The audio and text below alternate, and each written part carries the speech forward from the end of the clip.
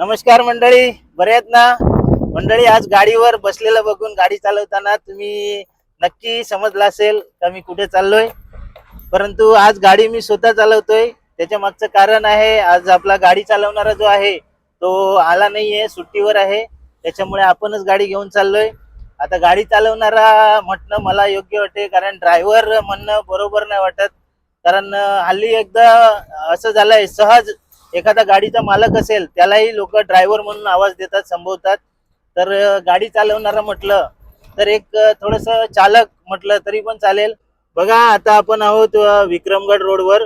अजून विक्रमगड आलेला नाहीये. विक्रमगडच्या खूप अलीकडे आहोत, म्हणजे चिचघरच्या जवळ. तर हा नजारा बघा, किती सुंदर नजारा आहे. रस्त्याच्या दुचावर अगदी हिरवगार सगळं वातावरण आहे आणि स्वच्छ वातावरण असं. तर आता मी तुम्हाला जो एक भाग दाखवणार आहे तो बघून घ्या तुम्ही. समोर आपल्याला एक छोटीशी नदी लागेल. हे बघा, आता समोर दिसते तुम्हाला ही नदी. हे बघा, तर या नदीवरून इथून जर या रोडवरनं जात असाल तर याच्या आजूबाजूची रॅलिंग आहे ना, अर्धी राहिलेली आहे. पाईपाची रॅलिंग जी होती ती अर्धी राहिलेली आहे आणि अर्धी तुटून गेलेली आहे. बघा, दोन्ही साईडची रॅलिंग तुटून गेलेली आहे. तर कधी इथून येत असाल, रात्री प्रवास करत असाल तर जरा सावधानतेने या, कारण आजूबाजूची जी रॅलिंग आहे पाईपाची ती तुटलेली आहे. त्याच्यामुळे एखादा अपघात होऊ शकतो, तर ती काळजी घ्या. एवढंच दाखवण्यामागचं कारण तुम्हाला एवढंच आहे का ते काळजी घ्या. या रस्त्याने येत असाल तर जी पाईपाची रॅलिंग आहे ती तुटलेली आहे. बघा, विक्रमगड रस्त्यावर हे पाचमाडचं जे मंदिर बनवलेलं आहे, गणपती बाप्पाचं मंदिर खूप छान प्रकारे बनवलेलं आहे. तर आपण इथूनच जातो जवळून, तर थांबून हा मंदिराच्या गेटचा व्हिडिओ घेतोय आपण. आणि ज्या दिवशी येऊ त्या दिवशी हा व्हिडिओ जरूर बनवू. तर हा पाचमाड इथे मंदिर बांधलेलं आहे, म्हणजे एक जे दक्षिण भारतातलं जे जशा प्रकारची मंदिर असतात त्या प्रकारचा तो मंदिराचा नजारा आहे. बघा मंडळी, आपल्याला इकडे वालवंटा येथे गजरे विकणारा पोरगा भेटलाय, तर आपण त्याच्याकडनं गजरे घेतोय. तो व्हिडिओ समोर यायचाही नाही त्याला, तर आपण नाही घेत त्याला. किती देऊ तुला? 60 रुपये देऊ? त्याला 60 रुपये पाहिजेत. त्याला असं वाटत असेल, यार माझ्या शाळेतल्या कोणी मैत्रिणी बघतील, मित्र बघतील ना रे बाबू, असं असेल ना रे मनात तुझ्या. हे घे, 60 रुपये घे. बघा, 60 रुपये आपण त्याला दिलेले आहेत आणि त्याने आपल्याला 7 गजरे दिलेले आहेत. किती? 7 गजरे आहेत का मोजू? 2, 4 आणि 7 गजरे आपल्याला त्याने दिलेले आहेत छान प्रकारे. तर आता आपण इथून जाणार आहोत आणि बाबू तो बघा चाललेला आहे घरी गजरे घेऊन. समाप्त केलेलं आहे बाबूचं काम आपण गजरे घेऊन. बाबू पण आनंदित झाला. एकच गजरा त्याच्याकडे राहत होता, तर आपण तोही घेऊन टाकला. पालखी सोहळा चाललेला आहे महादेवांचा. त्र्यंबकेश्वर मध्ये विरार वरनं निघालेली आहे ही पालखी, आणि पहिली पालखी मी बघतोय. याच्या आधी साईबाबांच्या पालख्या खूप साऱ्या बघितल्या, पण विरार पूर्व ते श्री क्षेत्र त्र्यंबकेश्वर बघा लिहिलेलं आहे. पालखी सोहळा हा निघालेला आहे. माझ्या हिशोबाने हे पहिलं वर्ष असेल. बघा, नाव बघा तुम्ही, विरार पूर्व ते श्री क्षेत्र त्र्यंबकेश्वर. हे पालखी सोहळा चाललेला आहे. पण श्रावणी सोमवार आहे. श्रावणी सोमवार आपला दुसरा श्रावणी सोमवार आहे आणि लोक जी फेरी मारतात ब्रह्मगिरीला, ती फेरी मारून ही लोक येत आहेत. आणि आज आपण इथून जायला लेट झालोय, त्याच्यामुळे आपण त्र्यंबकच्या जवळून जो रस्ता होतो त्याच रस्त्याला टाकलाय.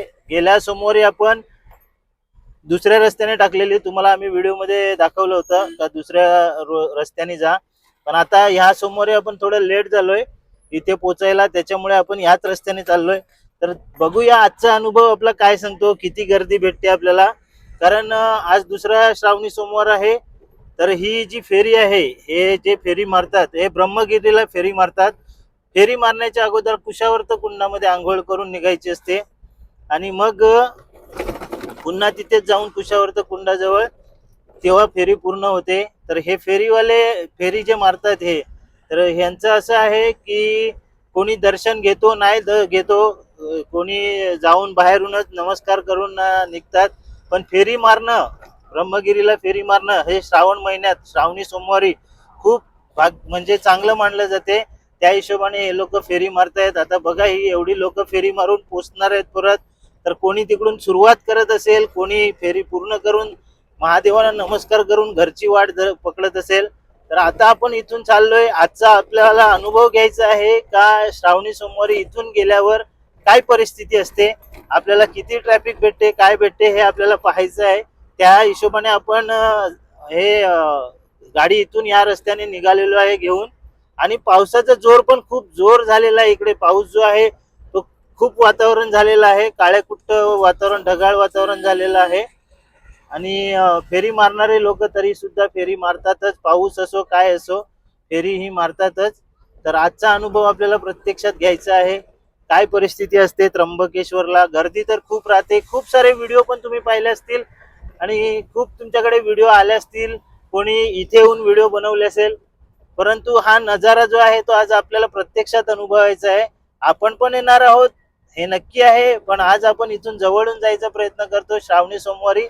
याच्या आधी पण आपण जेव्हा जेव्हा गेलोय तेव्हा लांबून गेलोय. तिथून जो रस्ता जातो आंबोली हर्सुल गिरणारा मार्गे त्या रस्त्याने आपण जातो.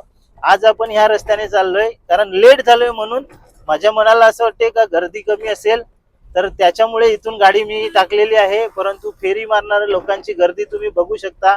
आता तिथून सुरुवात झालेली आहे, ही शेवटपर्यंत असेल, जिथे मंदिराला रस्ता जातो तिथपर्यंत गर्दी असेल.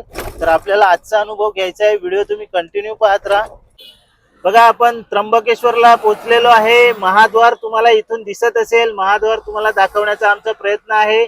महाद्वार इथून दिसते. ब्रह्मगिरी पण दाखवण्याचा विचार होता, पण ब्रह्मगिरीला धुक्याने चादर घातलेली आहे, तरी सुद्धा खूप सारी लोक ब्रह्मगिरीला सुद्धा जातात आणि वरती महादेवांनी जटा आपटल्यात त्याचं दर्शन घेऊन येतात. गोदावरी जी नदी उगम आहे त्या सुद्धा बघायला जातात आणि गोदावरी मातेचं दर्शन घेतात. ही गर्दी आजच्या दिवशी खूप काही सांगून जाते. महादेवाला किती लोक मानतात आणि महादेव त्यांच्या पूर्ण अपेक्षा करतात हे गर्दीच सांगून जाते. बघा तुम्ही इथली गर्दी किती आहे. आपण एवढ्या तिथून 1-1.5 किलोमीटर दाखवत आलो आणि मंदिरापाशी किती गर्दी असेल. इथे एवढी गर्दी आहे तर मंदिरापाशी किती गर्दी असेल. तेवढीच लोक ब्रह्मगिरी पर्वतावर सुद्धा गेले असतील. महादेवांनी जटा आपटल्यात गोदावरी नदीचा उगम पाहायला, त्यांचं दर्शन घ्यायला. तर जरूर तुम्ही पण या इथे एक दिवस दर्शन करायला या दिवशी श्रावण महिन्यामध्ये श्रावण सोमवारी. ही गर्दी बघा, अफाट गर्दी आहे. आपण आता त्र्यंबक सोडलेलं आहे. त्र्यंबक पासून आपण 2-3 किलोमीटर पुढे आलेलो आहे आणि आपल्याला गर्दी तिथे भेटली नाही. म्हणजे ट्रॅफिक जी आहे, गाड्यांची ट्रॅफिक नव्हती, फक्त जे महादेवाचं ब्रह्मगिरी पर्वताला फेरी मारायला जातात त्या लोकांची जे येणं जाणं आहे त्याच्यामुळे, नाहीतर गर्दी नव्हती. मला असं वाटलेलं ट्रॅफिक भेटेल, परंतु असं काही भेटलेलं नाही. आपण अगदी सहज आलो, कुठल्या प्रकारचं 5 मिनिटं सुद्धा नाही गेली. तर खरोखर जी महादेवांवर असलेली श्रद्धा, लोक जे महादेवांना मानतात त्याचं दर्शन आज आपल्याला झालं. का किती लोक येतात बघा. आपण पण येतो, पण आपण कधी येणार हे आम्ही तुम्हाला व्हिडिओमध्ये सांगणार नाही, कारण त्या दिवशीचा व्हिडिओ पण आमचा असेल. तर त्याच्यामुळे आमचे व्हिडिओ बघत राहा तुम्ही. तुम्हाला दररोजचं आमचं नवनवीन काही ना काही बघायला भेटणार आहे व्हिडिओमध्ये, त्यामुळे आमचे व्हिडिओ बघत राहा. आणि हा त्र्यंबक रोडचं जे काम चालू आहे बघा, एक पट्टा झालेला आहे, इकडून एक पट्ट्याचं काम चालू आहे बघा. झालंय आपल्या गाडी ओव्हरफुल. आता रस्सी मारतोय. संदीप भाऊ आहेत, संदीप भाऊ म्हणतात रस्सी मारा, तर रस्सी मारून घेऊया आपण. आणि संदीप भाऊला तुम्ही ओळखतात सगळे. जर यांना कुठल्या भाजीची म्हणजे तुम्हाला कुठल्या भाजी पाहिजे असेल तर यांना कॉन्टॅक्ट करा. पण नाशिकला आल्याशिवाय कॉन्टॅक्ट नंबर नाही देणार मी. बाकी बोईसरमध्ये मागाल तर नाही देणार, नाशिकला या तेव्हाच देणार. नाहीतर तुम्ही मुद्दाम कॉल करणार, अरे संदीप शेठ एवढं भेटेल काय, संदीप शेठ तेवढं भेटेल काय भाव आहे, काय पण विचारशाल तुम्ही, तिथूनच आमची नुकसान करशाल तुम्ही. ओके, लाईक करा, फॉलो करो, सब करो. दाग इकडे घ्या ना.